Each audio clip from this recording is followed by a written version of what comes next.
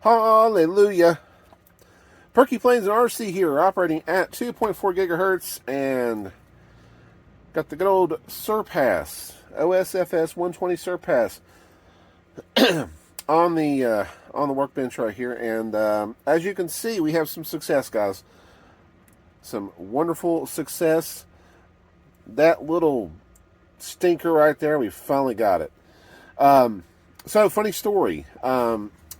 I was kind of, if you probably have been following along a little bit here, you probably know that I've been kind of just about at the end of my rope. Excuse me. The end of my rope with trying to get this wrist pin out.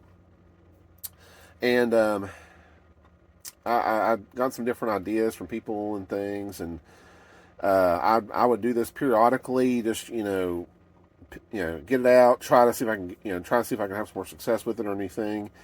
I had actually went out and got one of these. Good old Harbor Freight deal here, a screw extractor set. Thinking I might be able to use that to kind of get in there and maybe possibly pull it out. Come to find out, the bits that were in the screw extractor set, the bits that they were either too small or too big, so it didn't work out anyways. But what I ended up doing, honestly, was just kind of doing what I had been doing, which was part of that suggestion that from David's channel that I've been doing with the using the wood screw. So what I essentially did, let me kind of try to do a little demonstration here. So what I essentially did was I got my heat gun, kept constant heat on the crankcase itself, or on the head.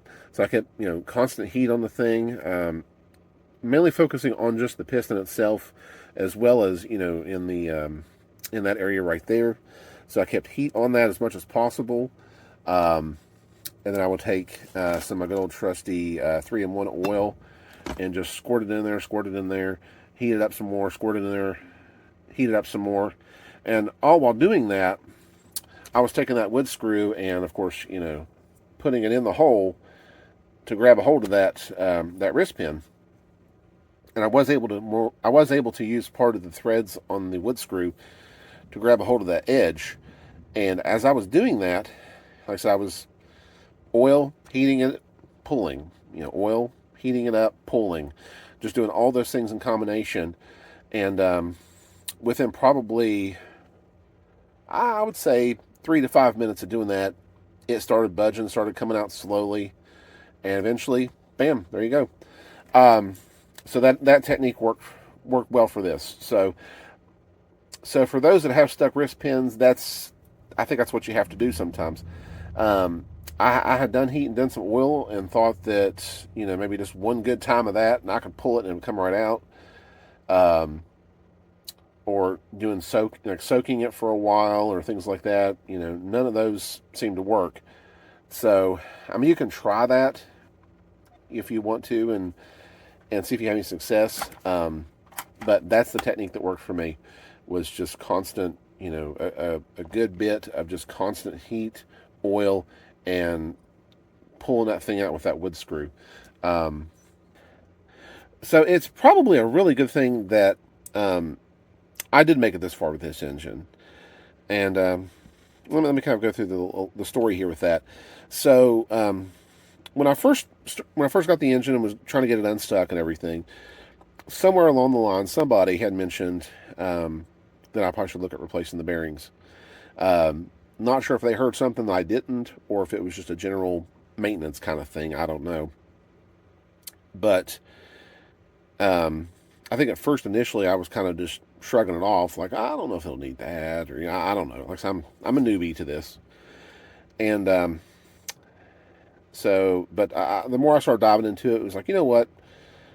Let's do this. Let's start tearing it apart. Let's lube up all the parts and pieces and check them out, and just kind of assess really what's going on with this engine, and really get a good look at it. So and I think what kind of turned me more into that direction was when I did get the back plate off of it and looking inside and just seeing how nasty it looked. And I was thinking, that can't be good. So I then proceeded, of course, to say, you know what, we're going to go ahead and do this and get this thing apart. I don't know anything about it. Why not? Let's dive in head first and just go with it. So, so like I said, it's probably a good thing I got the wrist pin and the piston out, because I can't get to the bearings without that. But I figure, you know what, hey, we'll go ahead and check out the bearings while I've got it and try to get this thing in tip-top shape before I actually start seriously using it. So, so yeah, once I actually got that stuff out, I decided to go ahead and just give her a turn just to see how it is. And this is what you get.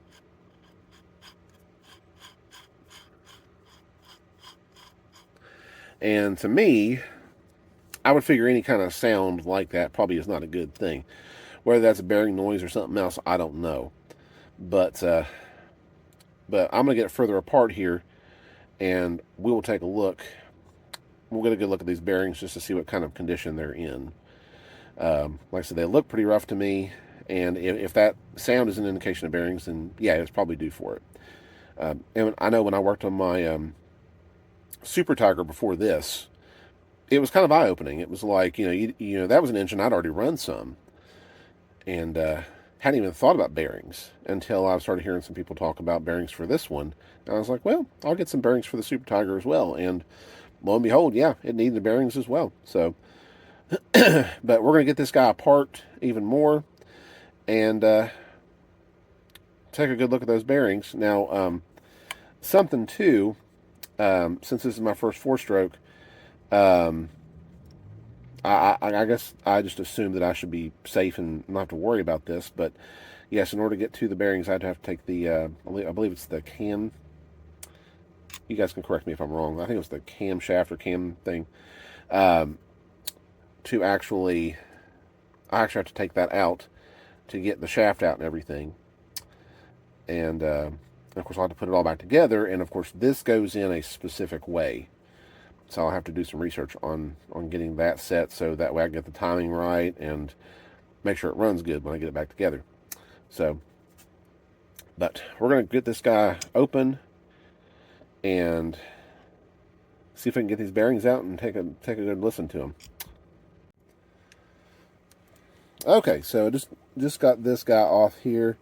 There's of course the two screws for that. I have to be extremely careful with these particular screws, just because the head on one of them is starting to get a little rounded off. So I'll be extremely careful with getting that one. So we got that out of there.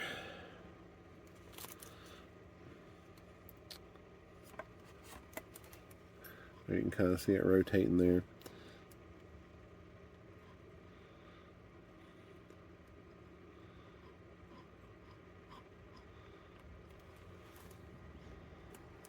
So anyway, let me go ahead and try to get this guy out of there.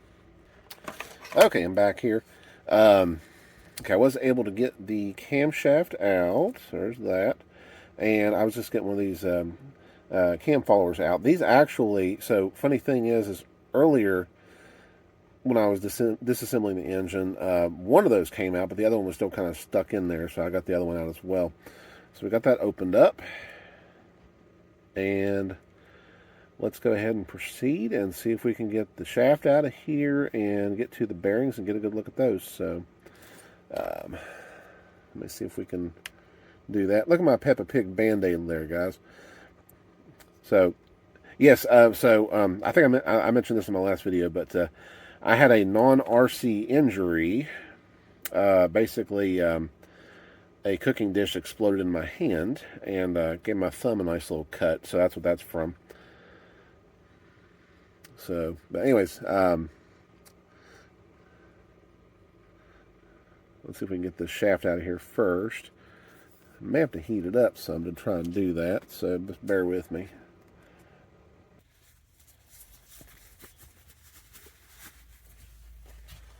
Okay. I think on the Super Tiger, it actually came out really quick. Like, there wasn't a lot of pounding I had to do on it, and the shaft just kind of came out naturally. So, all right, here we go.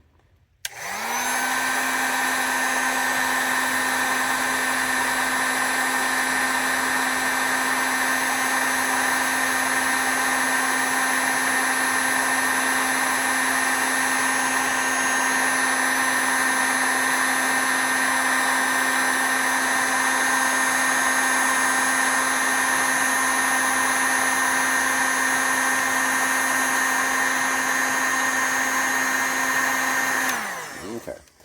I'm thinking with this guy I won't need a lot of heat to do it, but we'll see.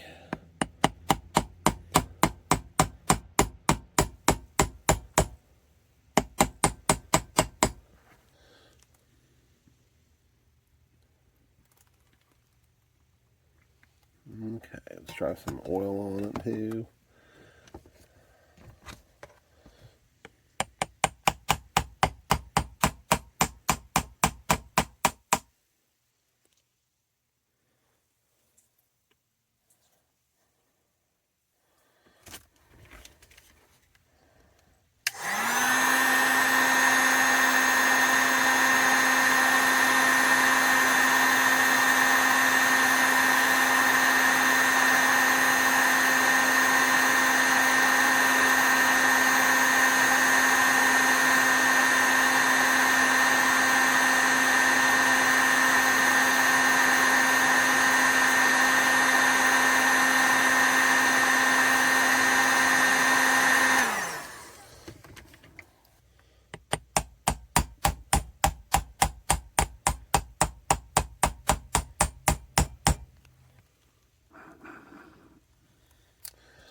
Let's see if we can help this process a little bit here. More heat, please.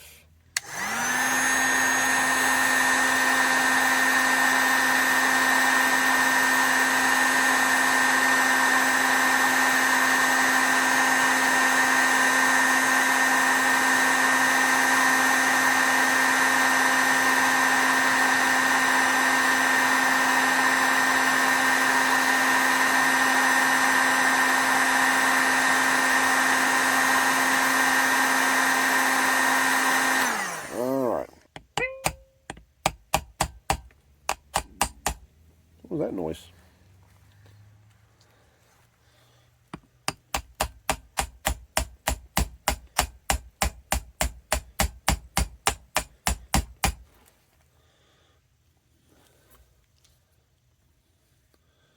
All right, it's moving. It's just slow.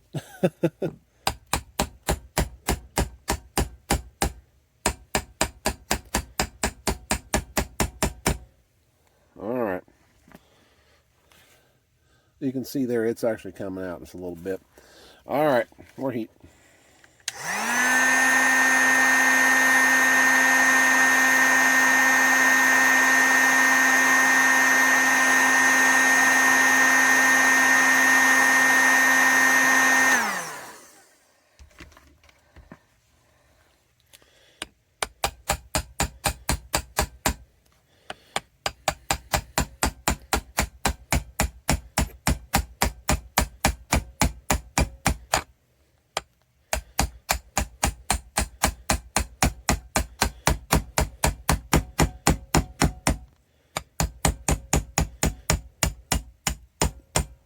Boom, there you go.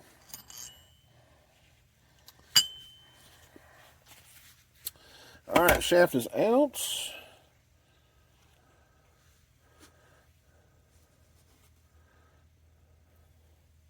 Okay, we got that, guys. All right. I don't know if the bearings will come out nicely or not. That's covered on that side. That is weird. I'm not used to that. I'm on the Super Tiger. Yeah, that's actually sealed on this side or around here. So that's odd. Don't know why it is, but it is. So these might be a little trickier for me to remove, but we're going to do it.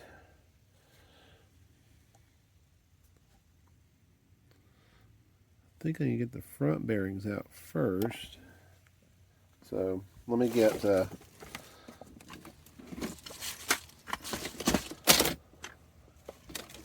So find me a large enough drill bit to do that with. Hold on just a second.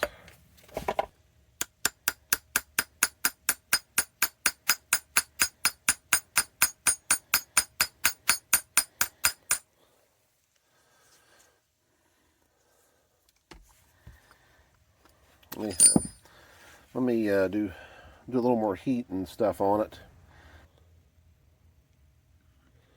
So yeah, that's very odd that those rear bearings actually have. Now this is the front here. I'm curious to see how they look too. But when I worked on the Super Tiger, replacing the bearings on it, I'd mentioned that the bearings actually come with a cover on both sides when you first purchase them, and that the rear bearings, you want to actually, like I said, I agree with the majority on this one. The rear bearings here, you want those completely open, so that way oil can seep into those ball bearings and keep it lubed up all the time. If it's sealed like that, which you can see there, you obviously see that cover, you don't see the ball bearings, then oil probably can't penetrate as well into that. So I would almost wonder myself if the rear bearings are probably in not good shape because they haven't been exposed enough to get properly lubed up and used. So it's probably, like I said, I would almost wonder if the rear bearings are pretty deteriorated. Like I said, I don't know how much use this thing has, but I would wonder myself if the rear ones are the bad ones in this case. The front ones I don't know about, but we will see. We're going to try and get the front ones out first.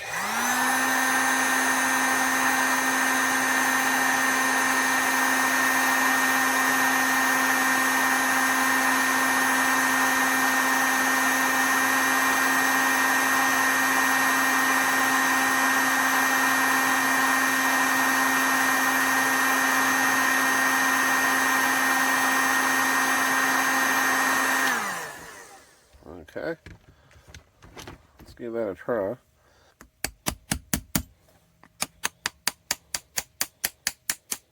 Oh yeah, they're coming. There they go. Okay, front bearings are out. Those usually come out pretty easy. Okay, yeah, they're. How hot this will be. Okay, so that's normal. They're exposed on one side, and of course that's the front when you actually look at it. So, yeah, those are okay. I'm gonna let it cool down. So front bearings are out. Ooh, look at all that crud in there. Yeah, nice. Nice. Okay. The rear bearings are going to be a little tricky because of the way this thing is designed. I think with the Super Tiger, I was able to get them out easier, but we're going to try the front bearings. I'll try some different approaches here on getting those rear bearings out. First thing though is heat. Let me oil these guys up and get some heat on them.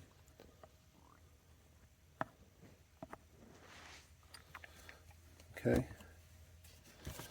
Here we go.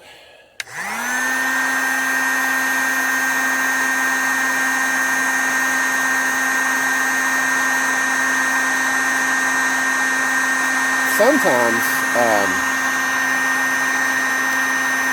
I might be able to just like give a couple smacks and it might just fall out.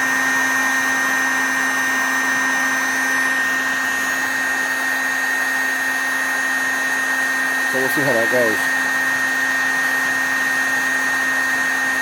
I'm hoping I can do that.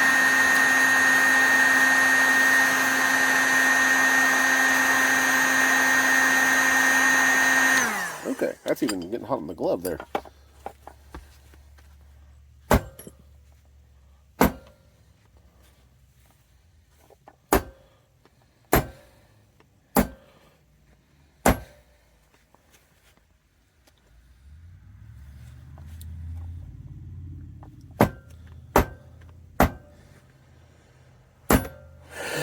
Well, it didn't work. I don't think they're budging much. Maybe a little. Well, guys, I think I'm going to bake this thing. Seems like that might be the only saving grace I have right now. Bear with me. I'm going to go pop this thing in the toaster oven. About 350 for, well, maybe not 300. Well, maybe not 350. Probably about 200. Let me see what it is now.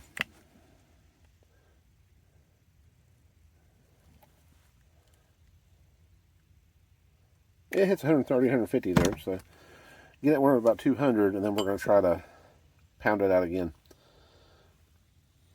Okay, so I don't think it's budged. There we go, baking away. I will say this. Well, let's see here.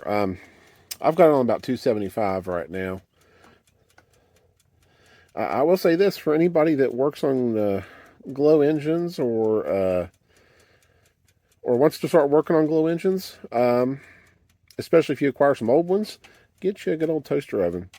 This thing makes life a lot easier for stuff like this. Well, I've got that thing cooking over there. I'll check out the front bearing here, since it's obviously cooled down quite a bit. Let's see what we got. Oh, yeah. The sound isn't terrible. I can hear it a little bit, but there's definitely some rough spots in it. Like it's gritty. It was probably more gritty than the Super Tiger's front bearings. Like it's yeah, not good, not good. So we'll see how the front bearings look.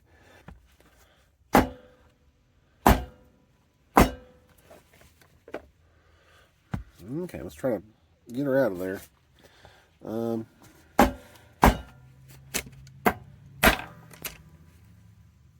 Hey, it's loosening. I see it. Got it. Woohoo! All right. Sometimes it's better to hit it on the actual hard wood. There we go. There's the other bearing. And completely sealed on both sides. Why? Why is it like that? Yeah, I saw some more gunk come out of it too. Well, that's a little cleaner on that side than I thought it would be. The front side though, woo, that's bad. So yeah, front. There's the remnants on the front. Like I said, the rear doesn't look as bad. But yeah, what the heck, man? I mean, why seal them? I just don't get that. Okay, so I cooked that at 275 for approximately 15 minutes. I didn't get to start my timer until a little bit into it, unfortunately. So, but it's probably about 15 minutes. I really do not use the timer that's built onto the toaster oven, just because it's analog and you really can't fine-tune things very well. So, like, it doesn't do the small increments as good, I guess. So, I just usually turn that timer knob all the way up, and then I just set my stopwatch or something like that to actually time it. So what we're going to do is I'm going to check these bearings. I'm going to kind of end this here in just a moment. I'm going to get kind of my status on the bearings, and then I'll follow up with another video where I put the new bearings in and get it all back together. Ooh, my finger was barely touching that and just burnt myself a little bit. Yeah, we'll kind of, like I said, we'll kind of get ready to stop it here in just a moment. Check the rear, check both bearings out to see what they look, see how they look, and then kind of go from there.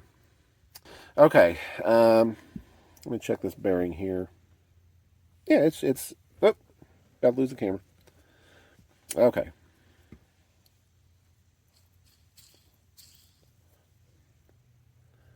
It's still pretty warm, but yeah, I hear it. Probably shouldn't hear it.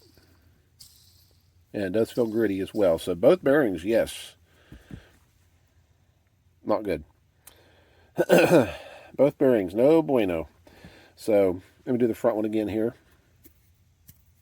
Yeah, like I said, I think the sound is not bad, but I can feel, and you can see how it even stops. Like it just, it's very rigid, very kind of gritty feeling to me. And then like I said, and here's the rear bearing. Yeah, you can hear it. I mean, it's moving. It's not gritty feeling a whole lot, but you can hear it for sure. So, anyways, well, thank you for joining me on this little journey here with the. I about to touch that thing again. It's almost warm enough to touch. It's still a little bit hot. Well, thank you guys for joining me on this little journey here. If you followed along this far and listen to me ramble on and work on this thing to get it even further broken down to get these bearings out of it. Like I said, I don't recall who mentioned it and whatever, but you know, someone had said, "Oh, replace the bearings in that thing." And like I said, I kind of brushed it off initially, but now I'm kind of glad I went through with it and got it torn apart enough to kind of check them out. So they're definitely both in rough shape. They're I put them actually as worse than the Super Tiger bearings. The Super Tiger bearings I had were like I said, the front one was bad. The back one was not so much, but you know, these both here for sure are not good. And like I said, I don't know why that they had sealed both sides. I mean, to me, it makes sense that you would just pop that cover off there on both sides and let those things breathe and let them get lubrication in there and get, you know, stay oiled up and stuff, because that would allow that oil to penetrate through all the ball bearings and, like I said, just keep it in good shape. If it's sealed like that, it's not good. So I don't know. But anyways, guys, thanks for watching. Thanks for following along with me on this. I will edit this as best I can to kind of cut out some of the fluff and all the extra stuff. And we will resume on this. We'll do a part 2, I guess, of this and show you the reassembly process and getting the new bearings in. I don't have them out of the packaging yet, but I think as far as I think the sizing and everything, I think we're in good shape. I think these will fit just fine. So I think we'll be okay. All right, guys. Well, that's all from me. I want to thank you all for watching, and we'll see you in the next video.